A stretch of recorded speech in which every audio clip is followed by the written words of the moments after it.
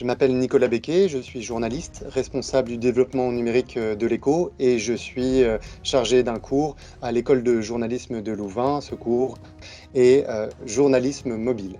À la base, le cours s'achève sur 2 jours sur le terrain pour produire des reportages en mobilité grâce à son smartphone. Cette année, nous devions aller à Ciné où se tiennent les WorldSkills Belgium. C'est un grand concours des métiers qui réunit des centaines de participants. Évidemment, le confinement étant passé par là, on n'a pas pu y aller, et donc on a repensé cet exercice-là avec les deux assistants.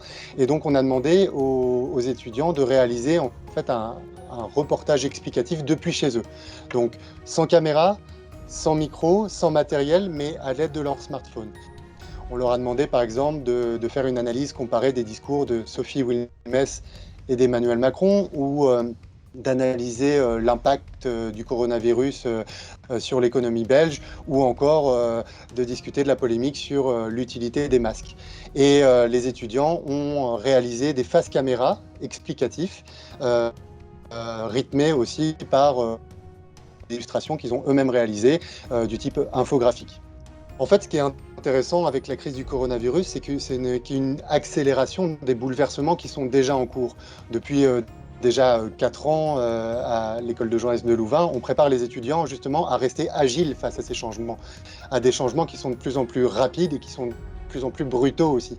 Et donc on leur donne des clés, que ce soit techniques, éditoriales ou aussi de compréhension du fonctionnement du numérique, des grandes plateformes, des GAFAM, etc., pour que eux, ils puissent continuer à réaliser leur mission, qui est d'informer et de s'adresser à des audiences qui consomment l'information de manière différente.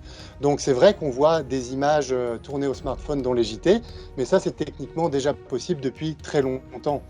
Je pense que dans les rédactions, il va y avoir des déclics sur la manière de travailler et aussi sur la prise en compte des audiences numériques. Et j'espère que ça va aller dans ce sens-là. En tout cas, donc à l'université de Louvain, on essaie de préparer déjà ces étudiants-là pour qu'ils soient à la fois agiles techniquement et qu'ils comprennent les bouleversements en cours.